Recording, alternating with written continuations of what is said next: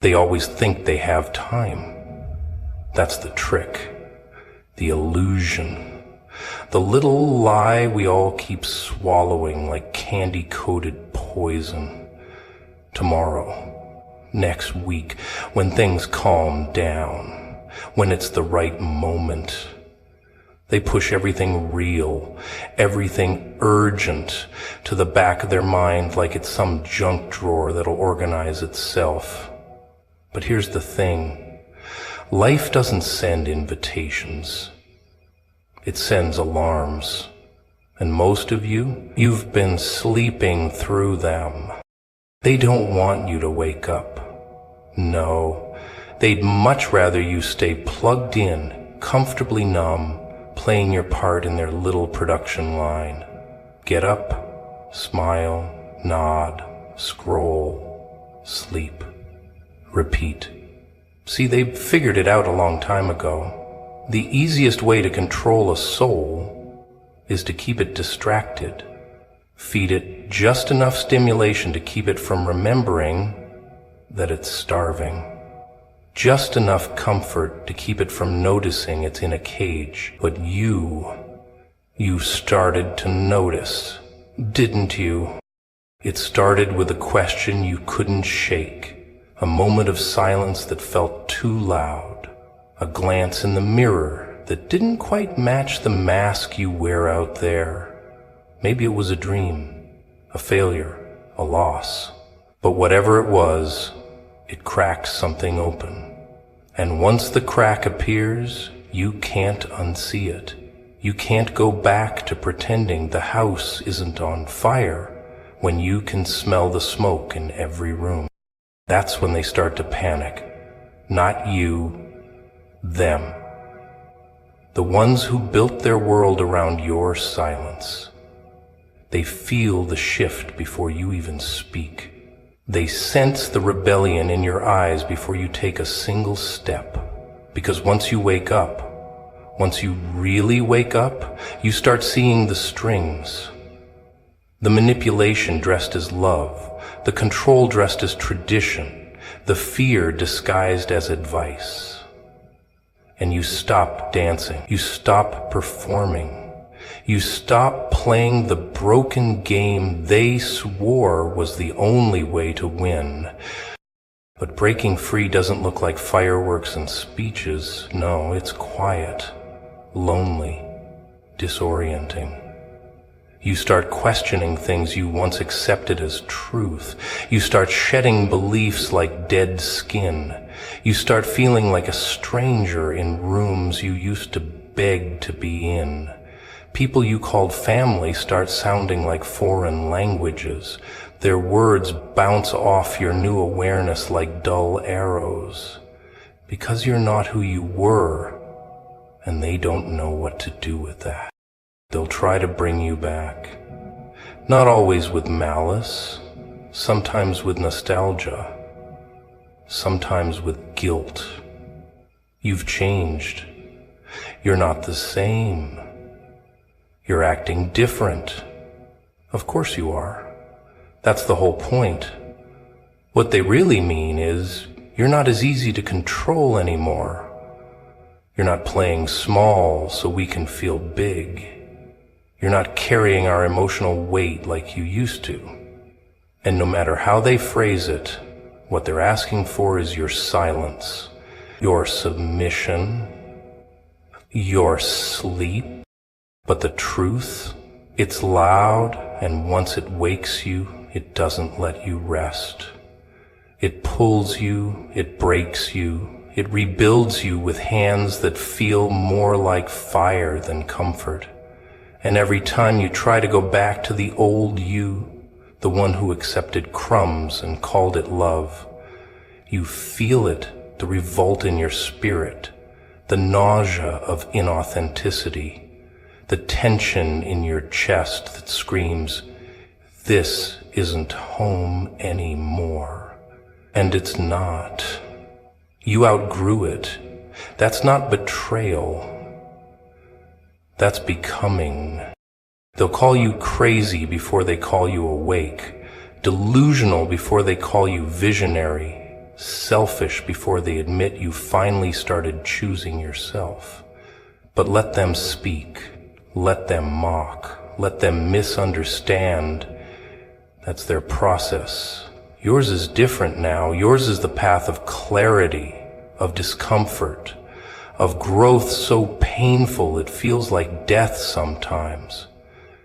But what's dying isn't you, it's the illusion, the character you were forced to play so others could sleep soundly. And as you rise piece by piece, something sacred happens. You stop needing applause. You stop chasing validation. You stop asking for permission to be who you are. You move different. You speak less, but mean more. You listen not to obey, but to understand. You walk into rooms without shrinking, without armor, without fear. And whether they see it or not, whether they clap or not, whether they stay or not, you finally know who you are. They always tell you to be patient, don't they? Just wait your turn, wait for the right time. Wait until you're more stable, more ready, more polished. But what they're really saying is wait until you forget. Wait until the fire dims. Wait until life beats that wild hope out of you. Because they know something most people never admit out loud. Timing is the biggest illusion they ever sold you. There is no right time. There's just time, and whether you obey it or waste it. You don't see the bars because they dressed them up nicely, made them gold, called them responsibility. They'll hand you a schedule and call it security. Fill your day with just enough noise that you forget you were born for more than surviving. Wake up, hit the alarm, brush your teeth, choke down some caffeine, pretend the emptiness inside you is just hunger. It's not hunger. It's a warning, a scream, a message trying to get through all the static. Something inside you is being suffocated by routine. And still you stall, you scroll, you pretend you don't know what you know, that you haven't seen the signs, the same dream repeating. The same failures chasing you like shadows. The quiet voice inside that always gets louder right before you fall asleep. You keep silencing it with entertainment, numbing it with busy work. But that voice is not your enemy. It's the last piece of you that hasn't been tamed yet. The part that still remembers who you really are. You think discomfort means something's wrong, but sometimes discomfort is the only honest thing you'll feel all week. It's not punishment. It's a signal. Something in you is tired of waiting for the life you keep saying you want. You keep praying for change but refusing to move. Begging for a new chapter while clinging to the last one with a death grip. You call it faith. But faith without movement, that's just fear in costume. You weren't born to blend in. You weren't built for obedience. But somewhere along the way, they taught you how to sit still and smile through your own suffocation. They said, be humble, be realistic, be grateful for what you've got. But how do you stay grateful for a cage once you realize it's a cage? They feed you fear in small doses, dress it up as wisdom. Don't take the risk. Don't quit your job. Don't dream too big. But the real danger isn't chasing too much. It's settling for too little. The world doesn't need another copy. It needs the version of you that scares people, the version you buried because it didn't fit the mold. The one that's too intense, too emotional, too ambitious, too much. That version, that's your ticket out. That's the key they don't want you to find. And here's the irony. They see it in you. That's why they try to shrink you. Because if you ever stood fully in it, you'd expose the lies they've built their lives around. They want you to second guess, to hesitate, because the moment you stop waiting and start, everything changes, not just for you. For them, your movement forces them to face their stillness. Your courage becomes a mirror to their fear. So they'll mock you, laugh at your plans, call your vision crazy. But they're not laughing because it's impossible. They're laughing because they know deep down, if you actually go through with it, you'll prove it was possible the whole time. And that terrifies them. You don't need more time, you need more truth. And the truth is, you're already late. Late to your calling, late to your power, late to the moment you were supposed to take the mask off and burn the script. Not because you failed, but because you've been hiding in a life that was never meant to fit you. And the longer you stay, the heavier it gets. The more you lose pieces of yourself trying to fit into roles you were never supposed to play. You don't have to have it all figured out. You just have to start. Clarity doesn't come before motion, it comes through motion. You won't get certainty, you'll get chaos. You'll get fear, you'll get resistance. But on the other side of that, something you've never tasted before. Freedom, power, real joy, not the kind you fake on camera, not the kind that needs likes to exist, the kind that wakes you up without an alarm, the kind that doesn't need approval to breathe. You ever notice how people get real quiet when you start talking about purpose? Not jobs, not goals, purpose. Like that thing inside you that existed before the world told you who to be. That raw, unpolished truth that shows up in the silence, in the pain, in the moments no one else can see. They act like they don't hear it, like it's just some motivational fluff, but deep down, it haunts them.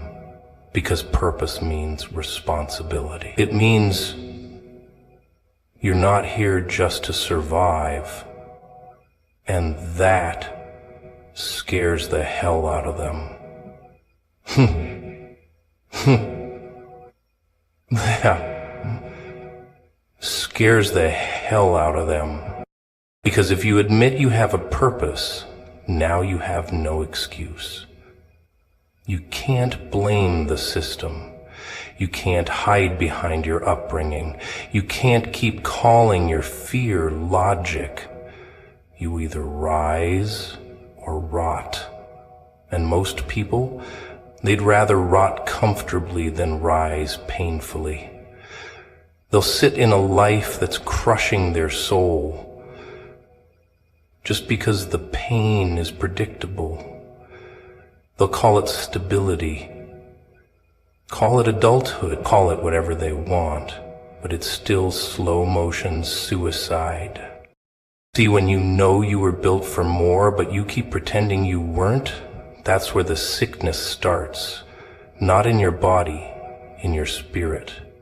You'll wake up tired, not from work, but from wasting yourself, from biting your tongue, from nodding at things you don't believe in. You'll start breaking down for no reason, not because you're weak, but because your soul is suffocating. It's screaming behind your eyes, begging you to stop pretending, begging you to remember. But remembering hurts, doesn't it? It brings up everything you've tried to bury, the dreams you abandoned, the moments you played small, the times you said yes when everything in you was screaming no. Purpose doesn't whisper sweet nothings. It slaps you across the face. It rips the blindfold off, and when it does, you have a choice. Go numb again or listen. Really listen. And if you do, if you let it speak, it won't tell you what's easy. It'll tell you what's necessary. And here's the twisted part. You already know. You know the path. You've seen it in flashes, in the middle of the night, in conversations that shook something loose, in moments of pain that cracked your armor just enough for the truth to leak in. You don't need more signs. You need to stop ignoring the ones you already got. Stop waiting for permission. You don't need a perfect plan. You need courage, and not the Instagram kind. The ugly, trembling, heart-racing kind that shows up anyway. But don't expect applause, don't expect support. Purpose is not a group project, it's not a consensus, it's a war between who you've been and who you're becoming. And the people who benefited from the old version of you, they're not going to clap while you kill it off. They're going to pull, guilt trip you, call you selfish, say you're changing. And they're right. You are changing because you're done being used as a background character in your own life. Purpose doesn't come to the polite, it comes to the rebellious. The ones who dare to question why things are the way they are. The ones who don't just want peace, they want truth, even if it burns, even if it breaks them, because they know real peace doesn't come from avoiding pain. It comes from becoming undeniable, so that no matter who tries to erase you, manipulate you, reduce you, you stay stand, not because it's easy, but because it's who you are. You weren't meant to be a copy. You weren't born to be manageable. There's something in you that was designed to disrupt, to awaken, to rebuild. And yeah, that kind of fire makes people uncomfortable. But that's not your problem. That's their limitation. Your job is not to be liked. Your job is to light up, to bring the storm, to stop asking if you're too much, and start asking if they're just too small. The world doesn't need more polite silence. It needs people who are done hiding. People who are willing to burn every fake part of themselves to find what's real. People who don't just talk about purpose. They live it, even when it costs them everything they thought they needed, even when it makes them walk alone. Because the ones who walk alone with truth, they're never really alone. They carry something too loud to be ignored, too strong to be silenced. You want to know why most people stay stuck? It's not because they're lazy. It's not because they don't have talent or drive or some deep longing for more. It's because they've been trained, conditioned to betray themselves daily. They call it compromise, they call it maturity, but what it really is, what it's always been, is self-abandonment, dressed up in nicer language. You trade little pieces of yourself day after day for approval, for safety, for some illusion of control. And before you know it, there's nothing left but a version of you that even you don't recognize. See, they taught you early. They gave you gold stars for sitting still, smiling on command, fitting into boxes. And when you didn't, when you dared to be loud, to feel deeply, to question everything, they called you difficult, problematic, too much. And you believed them. You believed that your fire was a flaw, that your truth was inconvenient. So you trimmed your edges, softened your voice, swallowed your question, and every time you did, you got a little further from yourself. It's subtle, this kind of self-betrayal. It starts small. You say yes when you want to scream no. You stay when everything inside you is begging you to leave. You laugh at things that aren't funny. Smile when you're breaking. Apologize for just existing. And they love it. They reward it. Because the more disconnected you are from your truth, the easier you are to control. A person at war with themselves is a puppet waiting for a master. But let me tell you something dangerous, something they don't want you to know. You were never meant to be agreeable. You were meant to be authentic. And authenticity, it's messy. It's disruptive. It threatens the very structure they built to keep people small. The moment you stop lying to yourself, the whole system shakes. Because your honesty is a threat. Your boundaries are a revolution. Your presence, when you're fully in it, exposes how many others are just performing. And it's not easy waking up. It's not pretty. It's not poetic. It's brutal because you have to face all the versions of you that played along. You have to look in the mirror and admit how many times you betrayed your own voice to keep the peace. You'll grieve the time you can't get back, the relationships that thrived on your silence, the parts of yourself you locked away just to be accepted. And you'll be tempted to go back because the truth doesn't come with comfort. It comes with consequences. People will get angry. They'll say you've changed, say you've become cold, arrogant, distant, but what they're really saying is you've stopped shrinking. You've stopped making yourself digestible for people who never knew how to hold you. And if that makes them uncomfortable, good. That means the mask is cracking. That means the performance is ending. That means the real you is stepping in. And that version doesn't ask for permission. You don't owe anyone your self-abandonment. Not your family, not your friends, not your past, not even the voice in your head that still tries to guilt-trip you into playing small. You owe yourself wholeness. You owe yourself truth.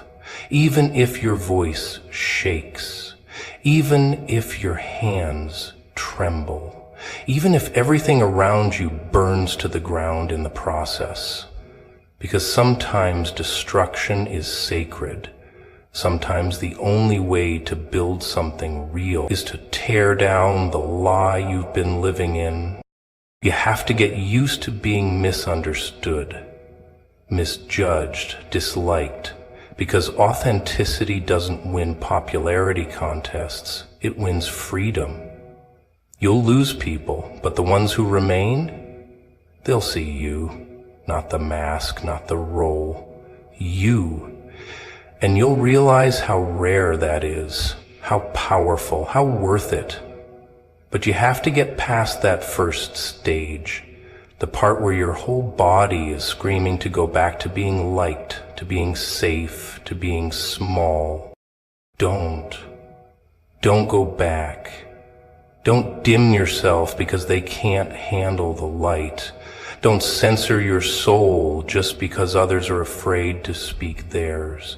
This world is dying from polite dishonesty, from fake smiles and filtered truths, from people who would rather be liked than be alive. You want to change the world? You start by refusing to abandon yourself one more day. You stop betraying your gut. You stop ghosting your own heart. You look in the mirror and say, I know who I am, and I'm not leaving me again.